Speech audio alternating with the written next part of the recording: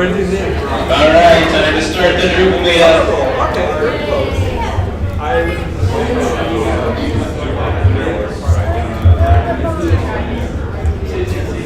tried.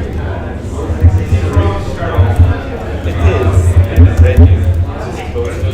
I guess I'm here to sing with me. Oh, I got the lyrics.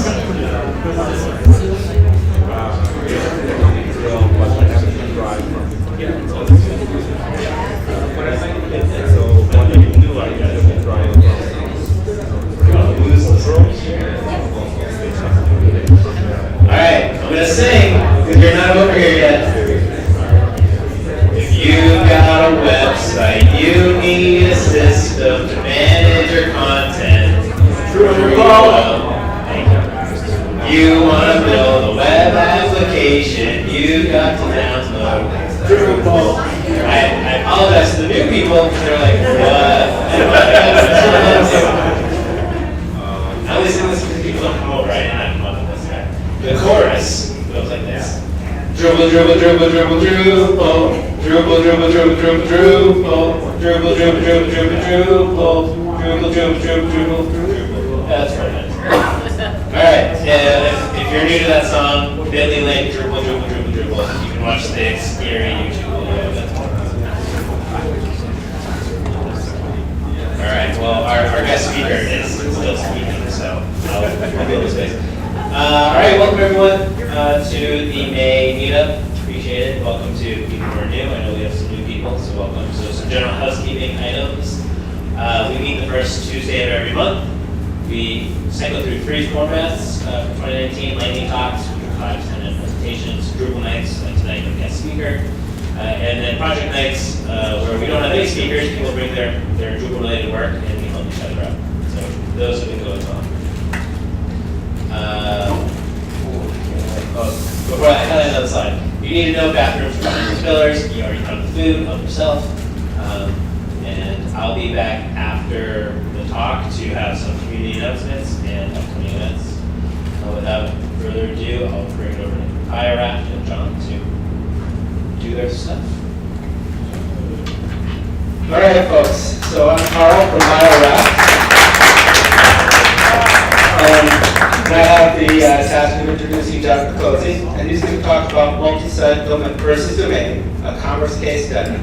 So multi-site is something that's been in use in Drupal 7 and long before for providing a bunch of sites that work off of a single code base. And for a variety of reasons, when you switch to Drupal 8, that doesn't play so well. And John's got a great experience about some e-commerce sites that shows what the problems he had with the multi-site in Drupal 7 were, what the migration path, why they chose to migrate, and describing some of the migration path. So John Picozzi from Oomph out of Providence is working on getting his screen going. We've all been there. Command F1. Control. Command F1. Hey, I can see you. That's great. We're almost there. We're almost there. Give me like 2 more minutes. Hanging behind the laptop. Where? There it is. I got it. So what we started out, just a word about IRAFT, that we're out of Cambridge and we run a software as a service based on Drupal, and we're honored to help sponsor this on every 3rd month, where we provide help get the speakers coordinated, help get the food out there for you. Of course, Genuine providing the facilities is always a mainstay of what we do here, and there we go. So without any further ado, not much further ado. Almost there. Almost there. Give us 2 more minutes. You said that 2 minutes ago, John. No, it's only been like a minute. The counter started. 2 more seconds. 2 more seconds. 1 more second. All right. All right, here you go. Cool. So, if I talk really loud, do I have to use the microphone? Yes. Yes. Okay. It looks cool. It looks cool. I feel like I'm going to do stand up out there. All right, so let's get started. First, I'd like to kind of give you a little bit of background about this talk. I was at Nerd Summit in Western Mass this year, and was talking to Shane Thomas of Code Karate fame. And we were talking about projects we were working on, and I was telling him about a Drupal 7 multi-site that I was converting into Drupal 8, and he was telling me about a Drupal 7 multi-site that he was converting into Drupal 8. And we started talking, and ultimately we started talking about different approaches to this. And I said, well, you know what, we're not doing a multi-site. We're using the domain module, and we're going down that road, and it's working pretty well for us. He said, really? Wow, that's super interesting. You know, I'd love to talk more about this. And at that point, I was like, holy beep, this is a great idea for a talk. So, here we are. So first, a little bit about me. My name is John Picozzi. I'm the senior Drupal architect at Umthink. We're a company down in Providence. I'll talk about that in a minute. I'm the co-organizer of the New England Drupal Camp, co-presenter of the Talking Drupal podcast, co-organizer of the Drupal Providence Meetup, and I'm also an Acquia certified site builder. That's a huge picture.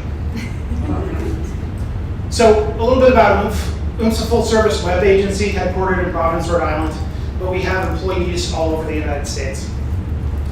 We help companies with digital strategy, user experience design, and of course, Drupal implementations. Some of our clients include Blue Cross Blue Shield, Rhode Island School of Design, Brown University, and NBC Sports. A lot of our Drupal projects include implement complex implementations, integrations with third-party systems, commerce, multilingual, and accessibility. And if you don't take anything away from this other than the fact that we're hiring. So if you're looking for a job, come on up and talk to me. All right, that's enough about me and what I do. Let's jump in.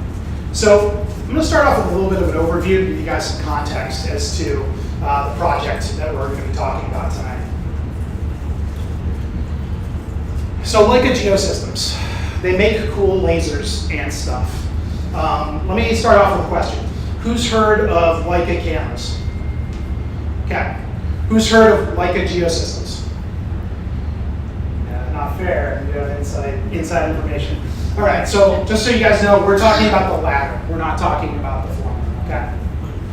Like I said, they make cool lasers and stuff. They got their start in surveying equipment. From there, they developed laser distance meters. If you've never used one, it's pretty cool. I actually used one to measure my kitchen. We did a kitchen remodel, and I called up my buddies at Leica and was like, "Hey, can you send me one of your tools?" And I measured my whole kitchen. It was awesome. And then from there, they now have a product called the BLK 360, which is a 3D reality capture device. So basically, you set it up in the middle of a room like this laptop, and it scans over the course of an hour or so. It scans the whole room and will give you a 3D rendering of that room. In recent news, we all heard about the tragedy in France with Notre Dame, the fire they had there. Well, it turns out in 2010, Andrew Tallon, an architect historian at Vassar College, actually used a Leica Geosystems device to take 3D images of Notre Dame, and they're actually going to use those in the reconstruction efforts. So that's pretty cool. All right, let's jump in. So we're going to talk about some of the features of the Leica site. And the first one is understanding the scope of the project, right? So we're not just talking about one site. One site, that would be easy, right? We're actually talking about 9+ sites spanning 9+ countries, and actually the world. Leica's a global brand. So first things first, these are all the countries plus a global site that covers all the ones not listed here that Leica has a site or an entity in. And the domain structure for this site, which we'll talk a little bit more about later, is interesting because typically you would either have a domain structure where you have like a TLD or a subdomain for your their country-specific sites. Leica decided to go with the path structure. And as I said, we'll talk about that more later. So, complexity number one, we're in like 9+ countries, and we want to rapidly expand. You know, anytime a new country comes online, we want to be able to have the site ready for it. The next complexity is that there's translation. The site's translated into, I believe, 8+ languages. These are all the languages that we currently have. So there's a complexity there as well. The third thing is third-party services, which anybody in this room that works with Drupal knows that like Drupal is really good for third-party services, right? So all of these services are included in the new Leica site and the old Leica site for that matter. So let's start off with a little bit of history about the project, right? I gave you an overview of Leica, but this the Leica site started. I've been with them for about 5 years now. I think this is my 5th year, and Leica was my first project when I walked in the door. And I was given the task of migrating their HTML, CSS, JavaScript placeholder site that Oomph had developed into Drupal 7. And at that point, we were like, oh, all right, well, you know what? This screams Drupal 7 multi-site. So that's the path we went down. About 2 years ago, maybe closer to 3 now, they went through a redesign where we took the Drupal 7 site and we redesigned it. Still Drupal 7 multi-site, but we redesigned it, given it a fresh look and some new features. We'll talk about where they are today in a little bit.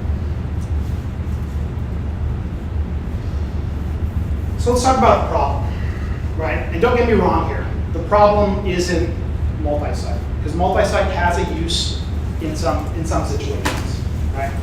If you walk out of this talk and you're like, oh, multi-site has no use, you're wrong. There is a use for multi-site. It's very situational. Hopefully you'll understand that, hear that throughout. So the first thing is it's a Drupal 7 multi-site. That comes with overhead, right? So Drupal 7 multi-site's awesome, right? Single code base. Great. That means when I update modules, single code base, push it up, good to go. Well, there are 8+, 9+ different sites, 9+ different databases, right? 9+ updb commands that have to be run. Granted, you can string them together and do them all at once. There are ways around that, right? 9+ cache clears if you need a cache clear.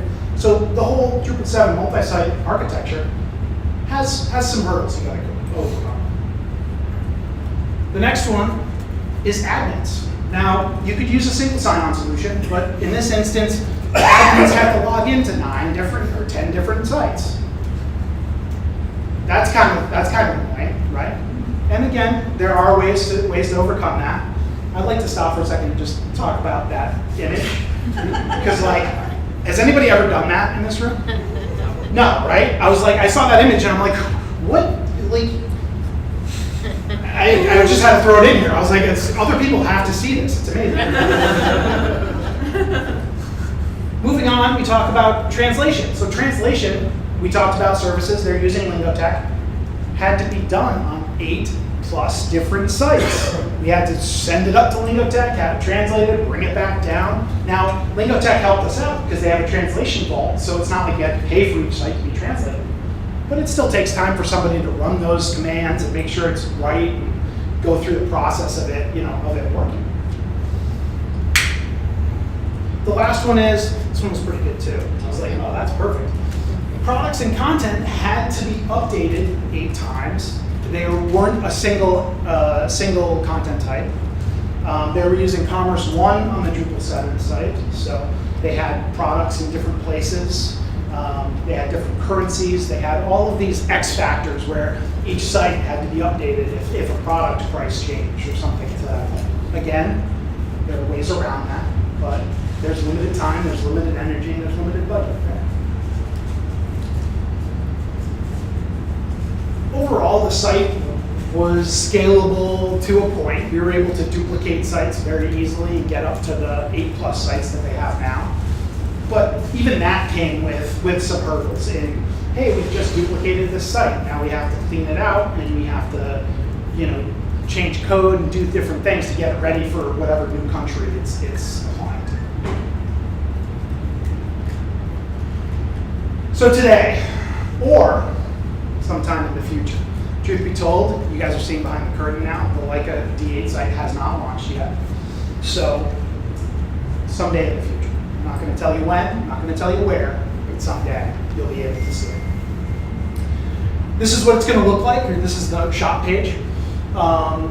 As I said, coming soon to a browser near you with brand new design, working on Drupal 8, and it's going to be pretty awesome, I think, when it's done. So let's talk about the solution. How did we get here, right? Well, first of all, we started with Drupal 8, right? Drupal 8 out of the box came with a bunch of features, a bunch of improvements. Configuration management. Being able to say, hey, I'm going to do this locally, and then push it up to a staging environment for you to look at, and do a config import, hey, here it is. And then push that same code to production, do a config import, and say, hey, there it is. Awesome. You know, Nick's in the audience now, they're like, well, you could do that with features in Drupal 7. No. So in Drupal 7, we're like, hey, let's do it here. Okay, it looks good. Okay, let's do it here. Okay, it looks good. Hey, we're going to do it on 8 other sites and hope that it looks good everywhere else. So it's a little bit of a time suck. So configuration management, huge time savings. Huge. From there, we talk about a better caching system.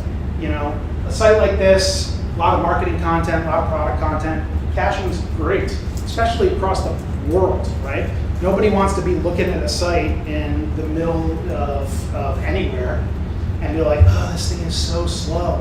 You know, we noticed that we're using Cloudflare for in front of the site, so that helps. But then the caching system, even better, right? So cache tags for the win. Better translation system, right? So we're translating content, we're using Lingotech. Core's translation system got an overhaul and is better, right? Drupal 8. The Lingotech module actually got an overhaul and is better in Drupal 8. So it's a win-win. And the last one is a better upgrade path to Drupal 9, right? So everybody knows 9 is coming, right? And we're all looking for a better upgrade path. You stay on Drupal 7, you've got an upgrade path, but it's fraught with despair, right? Hopefully, the promise is that Drupal 8 will be better. We shall see. I have faith. All right, so let's get into the nuts and bolts. How did we actually do this? What are we using to do this? And is it working? So here it is. It's the list of modules, contrib modules only. There are a set of about 5 to 10 custom modules that we developed as well. But here's the list of modules for this site.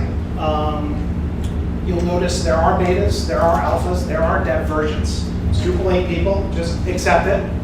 We're not going to show you the patches because there are those too. But yeah, this is as it is right now. Actually, that's not true. I added 2 modules today, so this list is out of date already, but this is it. Just so you understand, we're only going to talk about a subset of those. So we're going to focus on these 4 modules, 5 modules. All right, let's start off with the first one here. So domain. I call it domain because that's the actual namespace it's under. Nick likes to correct me and say domain access, because that's the actual module name on Drupal.org. Just so you guys know, we're not confused on terminology. For the rest of this talk, I will be calling it domain. Just putting that out there. So out of the box, the domain module solves a lot of problems. Now, again, not to rehash, Drupal 7 multi-site, 9+ different databases, content all over the place, so on and so forth. Out of the box, the domain module allows us to have multiple domains living within one Drupal site. Right? So what does that mean? Inherently, it's one site for Drupal admins to log into. Yay! We're already with it. One site to clear caches on, one site to run database updates on, one site to host, one site to make performance improvements on. You guys are getting the feedback, right? Also, domain module provides content sharing right out of the box. I can create a blog post and I can say, hey, this blog post applies to North America, the United States, Canada, someday Mexico. Or this blog post applies to the EU. Here are all the EU countries. Also, content access. The grand vision is that someday in-country editors will be able to go in and edit product, edit content. They'll be able to do that because domain module has, is called domain access because it gives you access privileges for your content per domain. So right there, those 4 things, huge win, right? But if you remember, we talked about those pesky domains, right? And when I say domains, I mean TLDs. Well, here enters the CountryPath module. So you'll notice right at the top of the screen here, it's our staging environment. Leica chose not to use TLDs or subdomains for their site. They said, we're going to use path structure to form our subsites. This is how we're doing it on Drupal 7. On Drupal 7, it's like a bunch of HT access magic plus server record magic, and it just kind of works. Cool. Here, we're using the CountryPath module. And what the CountryPath module does, right out of the box, you install it, gives you the ability to say, hey, this domain is at this TLD with this path. So you'll notice in some of the screenshots, you'll see here that we have FR. So okay, that's the French site. At the end of the day, when this site's live, you'll go to that domain and you will get a site completely in French with all the French products, all the French content. So CountryPath's helping us out there and helping us deal with a pretty thorny issue from the Drupal 7 site.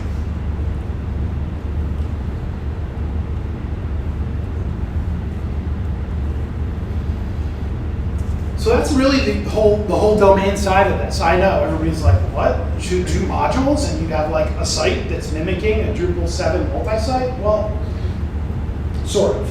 And the reason I say sort of is because commerce, this is a commerce site after all, plays a big role in this. And not specifically just commerce, but commerce 2x.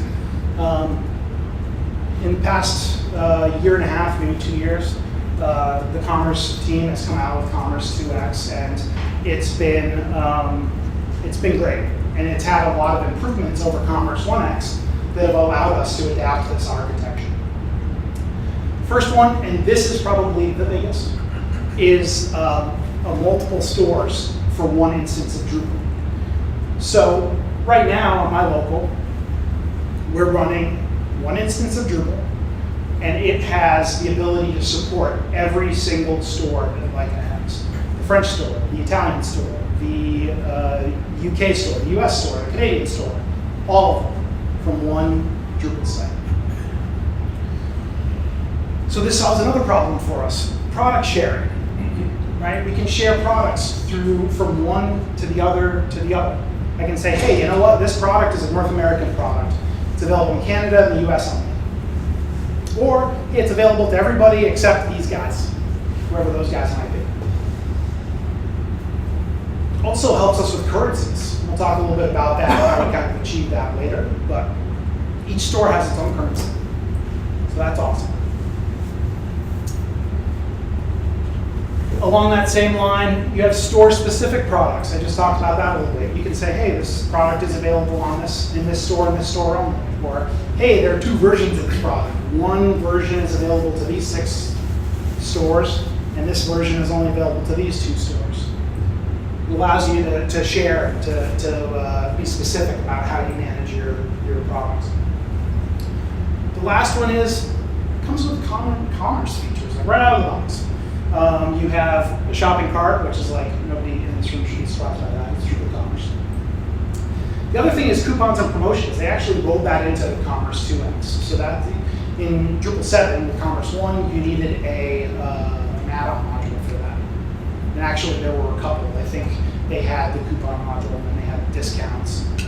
People got confused as to which one they should use. So now it's rolled in, you don't have to worry about it. Other aspect here is payment gateways and payment methods, right? So, there are Stripe, PayPal, Braintree, a whole bunch of modules out there. You can add a module and be up with a payment gateway pretty quick. We actually wrote a couple of custom payment gateways. So having that functionality and that API ready for us to integrate with was awesome. Another note here, Commerce 2X is taking an API first approach, so everything that Commerce is doing is working from an API. We can work with those APIs, send information here, send information there. We're actually doing that for Leica's fulfillment service. They're sending out the product information to a third-party fulfiller, and they're working to fulfill the orders and send them to their dealers and send them all over the globe. Also, we worked with the Commerce guys on this project, which was awesome. It was great to work with those guys. They were super helpful. And a couple of the modules that we are going to be talking about tonight, we were actually able to work with Commerce guys to have them create patches and have us test them in a real world example to say, like, yes, this is going to work, or oh, we should tweak this to make it work like this. So that was a great example of the Drupal community at large. And one of those modules is actually this module right here, the Commerce store domain. So by default, Commerce doesn't have a way, well, that's not true. Commerce doesn't have a UI for you to be able to assign a store to a domain.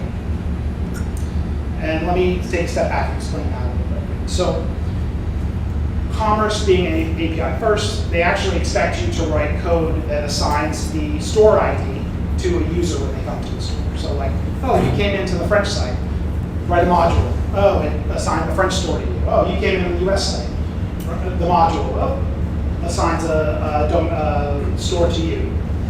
And we said, okay, that's cool. The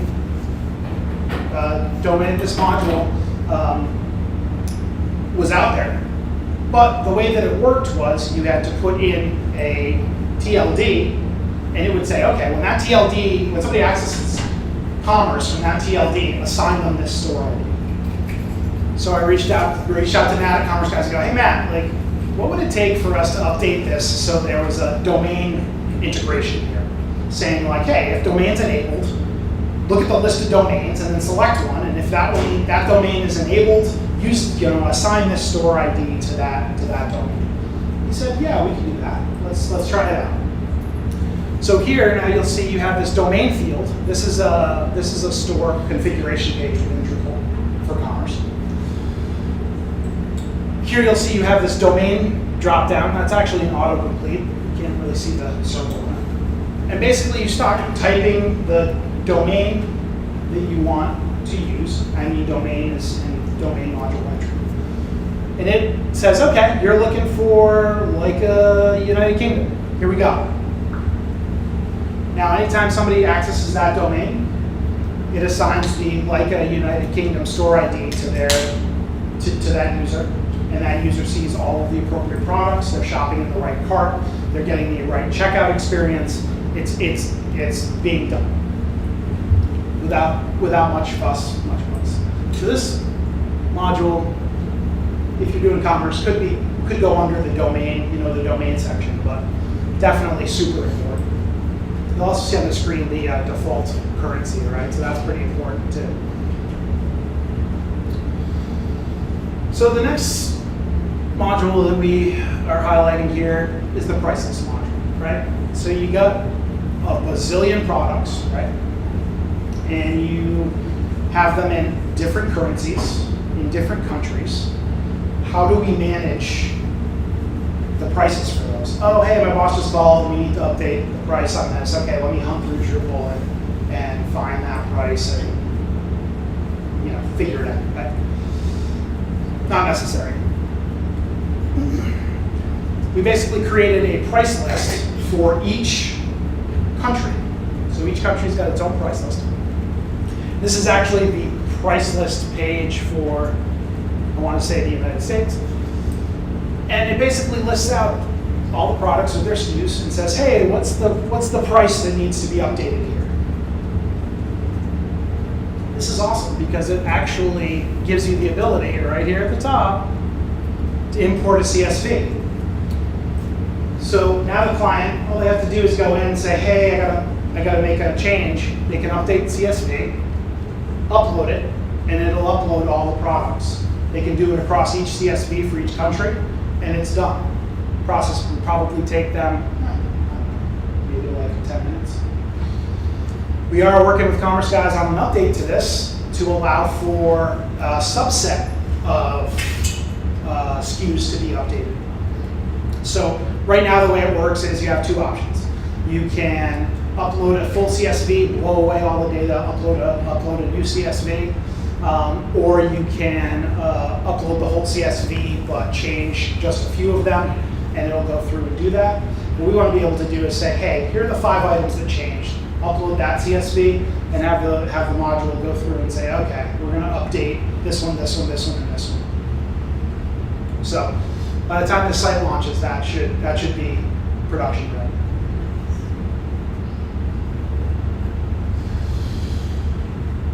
So, I've been talking for about half an hour. We've got, I think, 2 more slides.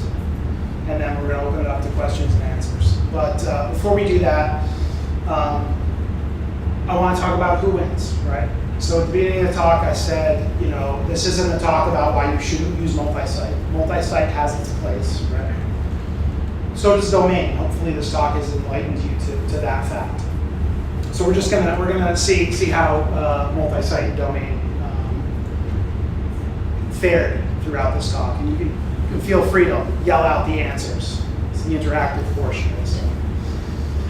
So for ease of use for admins, right? Who's the winner? Yes. Domain, right? For content sharing.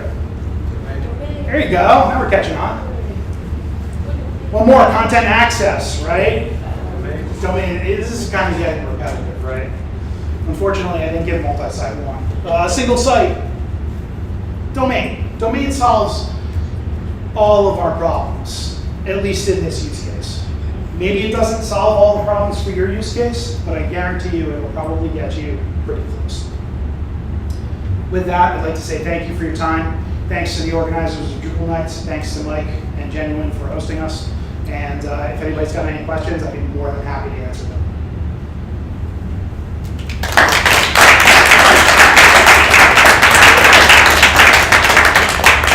Mike Miles from the back.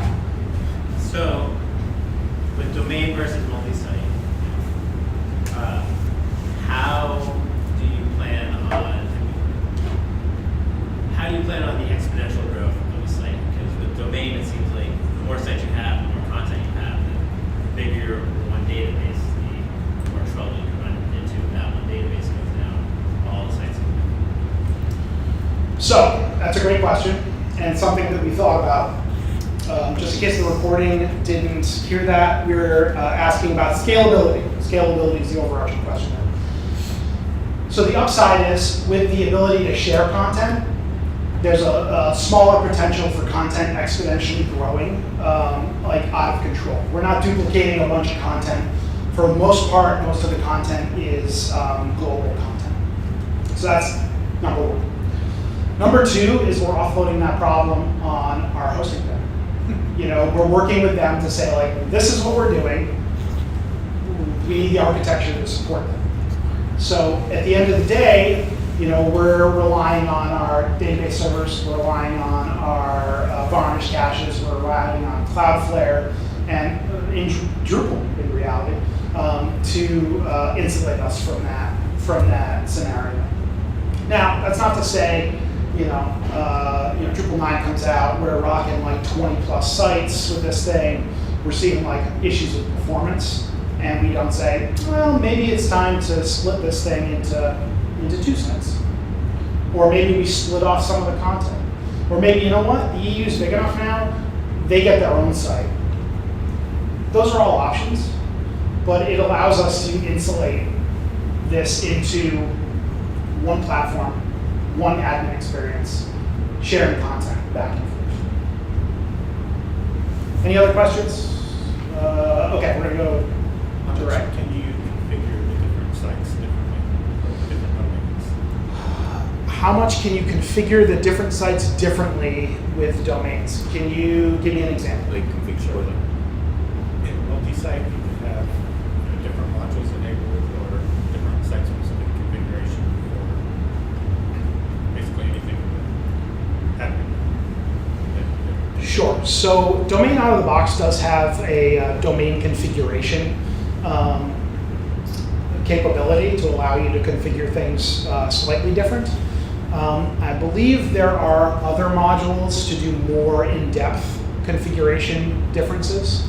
Unfortunately for this use case, or fortunately for this use case, depending on how you look at it, all of the sites required all of the modules that we installed, so we didn't have to jump over that hurdle. And that was actually one of the reasons we went down this road, because we were like, the sites weren't different; they just needed to serve a different audience. Steve. Does each country have one language or multiple languages per country? So on the Drupal 7 instance, we limited the number of languages per country because multiples. We didn't want to have to go through the process of translating a bunch of content into a bunch of different languages that may not get used. With Drupal 8, we are translating all of the sites into all of the languages because it's one set of content. We're doing one translation, it's available to everybody. So, if you were like, hey, I'm in France, but I want to look at this site in Japanese, go for it. So you're using the path to identify the language and the country? Correct, yep. So what happens is you would see the first path variable, the first path option is going to be country, and the second path option is going to be language. Where do cookies come in? Where do cookies come in? Like your shoppers, are they anonymous or are they logging in? A little bit of both. So we are allowing guest checkout. Shoppers can be completely anonymous. To be fair, I would say probably, if I had to break it down, I'd say it's probably like a 80-20 split of 80% anonymous, 20% logged in users. And then from that standpoint, domains just handling it. We are using some cookies for geolocation and things like that. But that's handled at the caching level, through varnish and stuff like that. Did that answer your question? Yeah. So if they enter, they stay there based on their cookie. Yep. And they can't really switch to another language without knowing the path. Okay, so Switch to another country there you go. without There you knowing go. the path. They can. So there is a switcher in the header of the site that allows them to go to any country. So let me talk about that a little bit. The Drupal 7 site was using what we affectionately call now we call it geo-routing. It's called something else in Drupal 7. We developed a custom module that basically looked at the geolocation headers from Cloudflare and then said, hey user, you're in France, so we're going to redirect you to the French site. Which in theory is great, but we felt like it didn't really give the user a ton of control over, like, hey, no, I'm in France, but I really want to shop the German site or the US site or wherever. So with Drupal 8, we've dumbed down that process, and we've actually taken more of an Apple approach, where the user's still redirected, but they're redirected to a page that allows them to select what country they want to live in. And then what happens from there is they're taken to that site, and if they decide, you know what, my counterpart in the US or my counterpart in Canada needs a product from these guys, they can actually go into the header, select the Canadian site, it'll switch the cookie and switch them over to the Canadian site. How does, sorry to bundle on another question, but Feel free. when we did this in D7, we had a nightmare of a time dealing with path aliases that shared the same path. Different domains, different sites, same path. Did that ever come up? Like about us, right? Different for France, different for but maybe they said this. They had the same path. So are you translating paths? No. No. Okay, so every Pages have the same path, but meant for different domains. yeah, so same path, different domain. So the full disclosure, we haven't run into that issue yet because every page has had a different path. It is translated. No, we're not translating the URL notices. We did that once in Drupal 7 and may never do it again. We can talk about that one not being recorded. But I would say that for that, we would probably look at just making sure that the pages have a unique path, whether it's changing the title slightly or, worst cases, we can build in some sort of custom module to handle that when and if it comes up. We'll talk more later. Okay, I look forward to it. Benji. So what would be a good use for multi-site? Would be something where there's a common set of modules to a common code base, but you wouldn't have shared content, you wouldn't have shared admins. So maybe something like you designed a kick-ass Drupal site for a pizza store, and then you fire up dozens and dozens of these sites, and each one gets its own theme, and each one gets its own login, and each one has its own customers, but they're all sharing the same code base. Is that right? So I'm smiling because Benji's just asked the golden question. I was like, somebody's got to ask, like, so what do you think a good use of multi-site is? Yeah, you're absolutely right. I'll repeat what you said just so everybody can hear it. But multi-site still has a use. As Ray said, he was asking about different modules for different sites, different configuration for different sites. In this example, our module set is very much the same. Our configuration varies very little. Again, sites are sharing content, so on and so forth. Benji hit the nail on the head.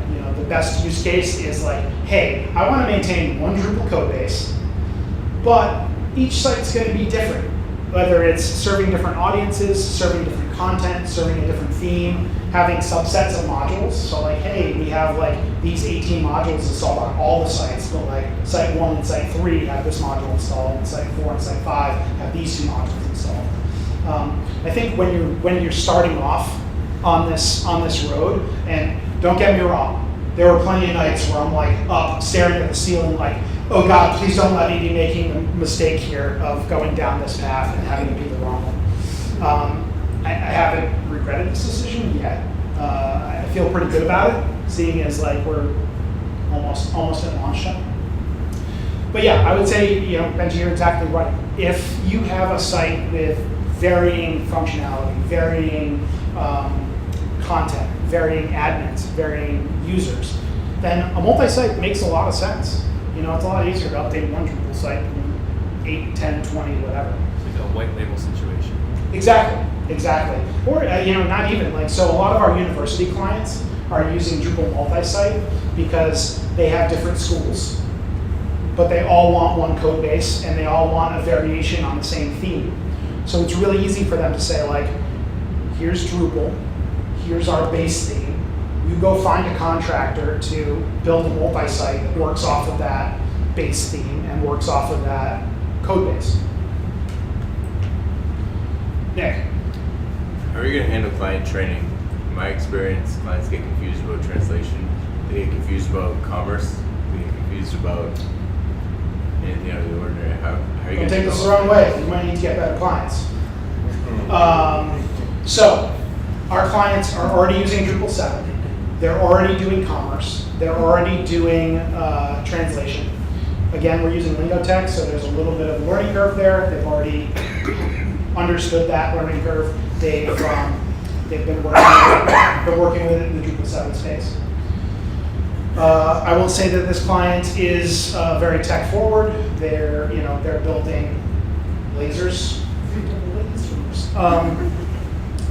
So it might not be right for every client, but I think ultimately client training is getting them in there early and often, right?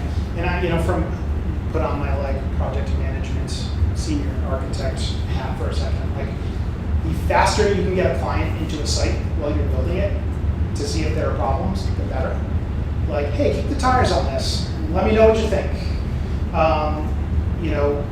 They've been in the site, so that the staging site, they've been in there for 2 months now, entering content, entering products, testing checkouts, looking at features, doing all of the things that they're actually going to have to do once the site goes live. So I would say, training, there's a little bit of a learning curve. I think the biggest learning curve here, honestly, was understanding domain and how domain works and what those checkboxes do. Hey, if you check these 4 boxes, this stuff's only going to show up on those 4 sites. When you try to get to it from that 5th site, it's going to give you an access denied because that's what it's supposed to do. So once we overcame those hurdles, it was pretty easy. Go ahead. Catherine, I have 2 questions. Okay, I can answer them. So I'll ask them both. They Okay. might be related. One of them is this a migration of their existing site, or is it a recreation?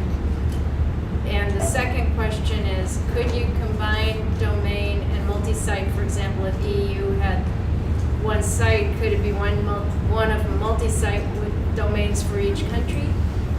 And that's both questions. All right, we're going to tackle question number 1 first, and we're going to get to question number 2. So question number 1 was about migration versus rebuild. So the content set for this site was small enough where migration didn't really make sense because if anybody's ever done migration, matter of fact, I think a couple of months ago, Benji actually talked about migration, right? Right. You know that there's overhead with that, right? And what it came down to for us was okay, how much is it going to cost a developer to develop these migrations and move all of this content? And then how much is it going to cost you to hire interns to just move the content once the system is built? The interns won. It was a lot cheaper, and it was actually a benefit to the client. They were able to clean the content up. We actually implemented a brand new paragraph layout system for them, so they were able to go in and build out nice structured content, very cool visuals and stuff like that. It is probably the only site where I went to the homepage, and I hadn't built the homepage, the client built it, and I was like, whoa, this is pretty cool. I'm like, these guys did an all right job with this. I'm like, awesome. So this case, it was a rebuild, and going out on a limb here, just like multi-site versus domain, it's very situational as to whether you go with a migration or a rebuild. Most of the time, I land in the rebuild camp because it gives you a chance to clean things up and reformat stuff, but that's not always the case. The other question you had was multi-site with domain. It's the Abomination. I don't want to use the word abomination because there's a use case for everything, isn't there? Let's put it this way. I would vehemently suggest that you do not go down that road because it's paved with heartache and disaster.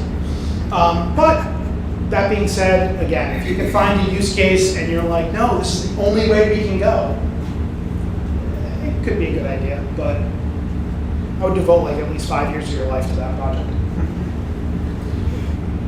Any other questions, comments, concerns?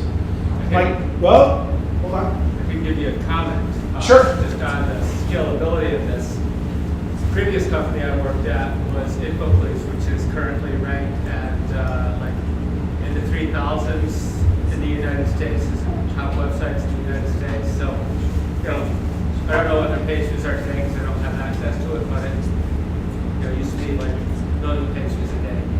And they rolled out domain module. This is one of the last things I did before I left. Domain module using shared content FactMaster, and Teacher Vision. So that whole thing was scaling up to, maybe 1.5 million pages a day, and is probably still running on the same technology, and it works at scale. So you're giving a big thumbs up to domain at scale. It was the only solution that we had, given that we had shared users, shared content, and a huge customer base. Cool. Love it when other people vindicate my decisions. Thank you for that. Was there another question somewhere around here? No? No, but now there is. Okay, that's fine. Where's the site posted? Where? Yeah. Ooh. Just because you mentioned hosting and. Let me put it this way: it's a large hosting provider in the Boston area. Okay. Their module was in. Mike Miles, come take this microphone away from me. I'll talk all night. People clap again. Yeah. Come.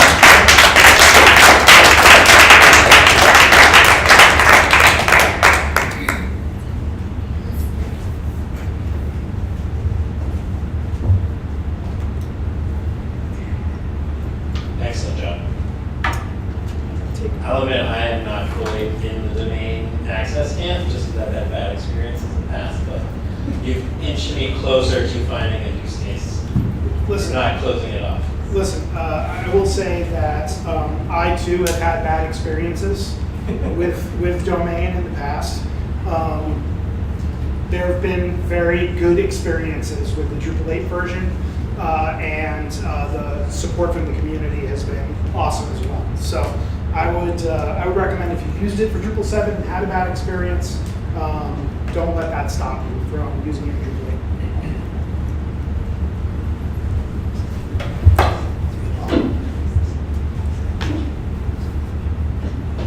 Let's see what's going on in the world of Drupal around us. Security update tomorrow. Yeah, I'm excited for that. Yes, there is a security update tomorrow. It's not on their usual schedule, so that usually means it's something you want to do. I mean, you should always want to do your security updates, but you should prioritize it. All right, let's see what's coming up. Meetup 2019, we've been doing them all month, every month, which is great. The next one's in June, surprisingly. June's the next one. And that'll be like talk format, so if you have an idea for something to talk about, or you don't have an idea for something to talk about, you should come and talk about it. Or come with us about it, we can talk. Keep up with us on Meetup at the Boston Drupal Group. We're on Twitter at Drupal Boston, and then we're on the Drupal Slack on the Boston channel, so you can always communicate with your local community there. If you have any local Drupal related events, let me know. Send me a message on Meetup or through the Drupal Twitter account, and we will post it out and share it with the community. So with that said, there are some upcoming things. So the end of this week is Philadelphia. It's Philly. So I should train right away. Garrett will be there. What's that? Garrett will be there. Garrett will be there. Great. Local representation. So if you want to go there, buy your train ticket now. There's Stanford Drupal Camp, the 17th and 18th across the country. It's free to go, except for the airfare hotel. But then the camp. Flyover Camp is coming at the end of the month in Kansas City. I think they just listed all their sessions, so you can see what's going on there. Twin Cities Drupal Camp is happening in June. It's $50 to go. I think they also have their sessions listed now. Yes. Drupal Camp Chattanooga is accepting sessions until the 31st. So you still have time to submit if you want to speak there. That's awesome. So this is something local. So everyone is probably familiar with NetCamp, the Drupal Camp. This year, NetCamp is doing something where they're doing NetCamp at the end of the year, but having roadshows leading up to it. These are half-day seminars that are focused for decision makers, project managers, and somewhat for builders. So we're focusing on people who are new to Drupal, who have only ever heard of it, who have had a lot of experience with it, but it's a half-day seminar, it costs $20, and the plan of this is one to drum up information, drum up interest in NetCamp, but also reach out to a wider New England community. to get more people interested in Drupal and spread knowledge. So it's split into 3 different talks with case studies.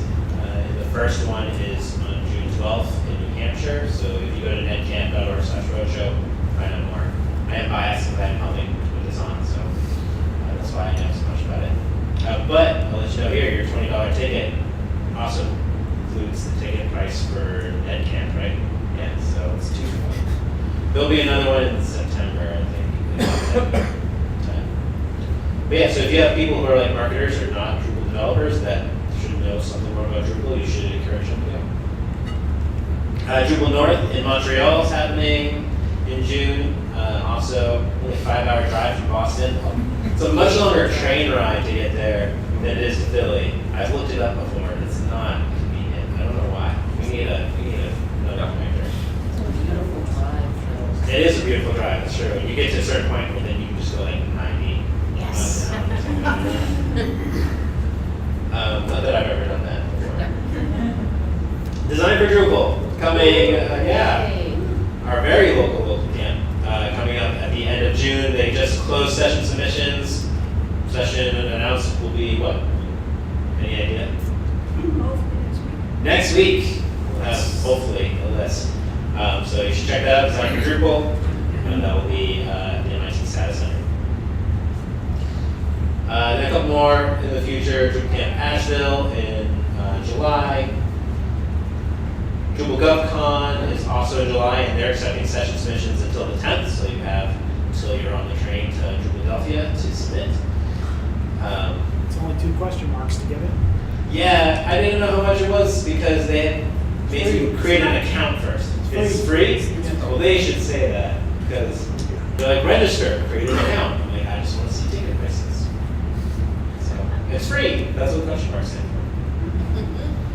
Anybody have anything else related to Drupal to announce? Leslie? Can I just talk about design? You can, yes, of course. Come on up. The Aaron Woodward Award winner for 2019.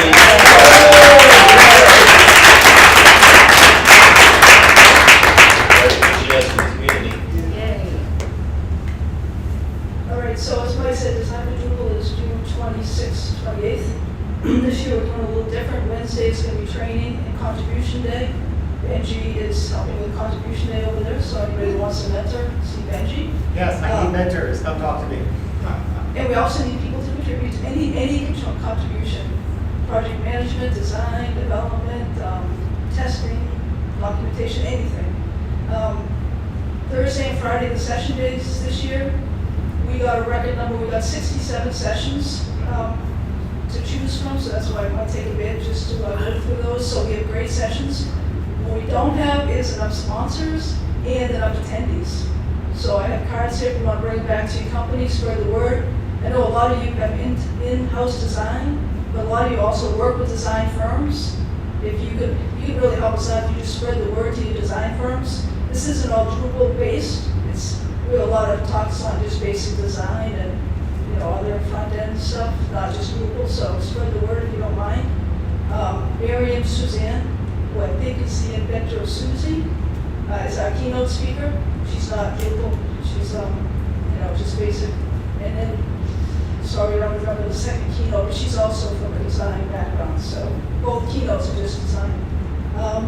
So yeah, we do have a couple companies sponsoring. We definitely could use more. So if your company would like to contribute, it's anywhere from, we have $500 bronze sponsors and up, but you can also contribute anything you want. Oh, Debbie Levinson, that's who the Friday keynote is. So we'd love to see you all there. If you could spread the word, that would be awesome. Thank you.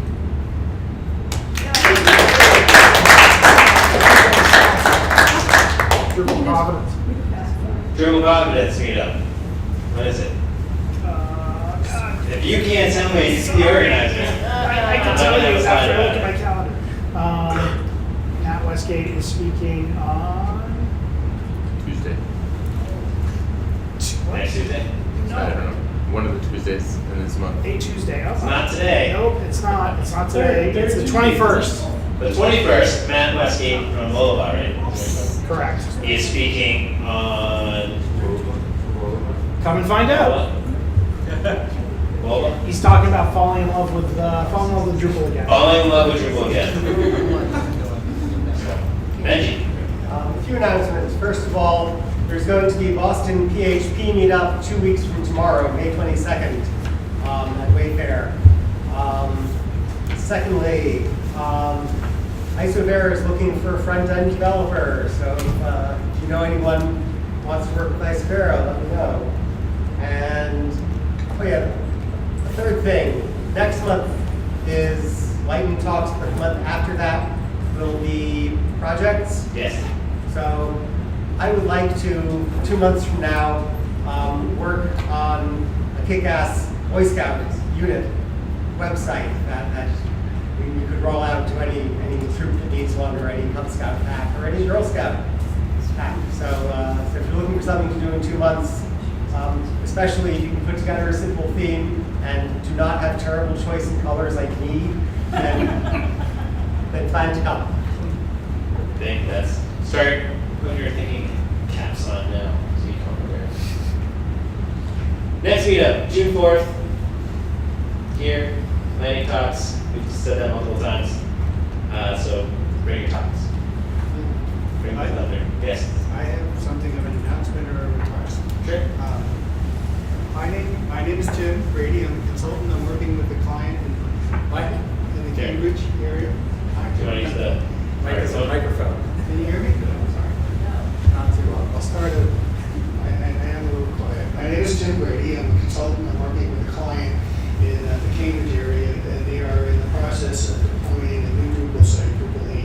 They have a number of microsites now of various flavors that they need to migrate into this new environment. There are a couple of Drupal microsites, there are a couple of WordPress, there's a Django, there's a plain old Apache with HTML. We're looking at migrating and merging these all into the new site. My client is the National Bureau of Economic Research. They're very, very smart people in economics, but they don't have a lot of technical expertise.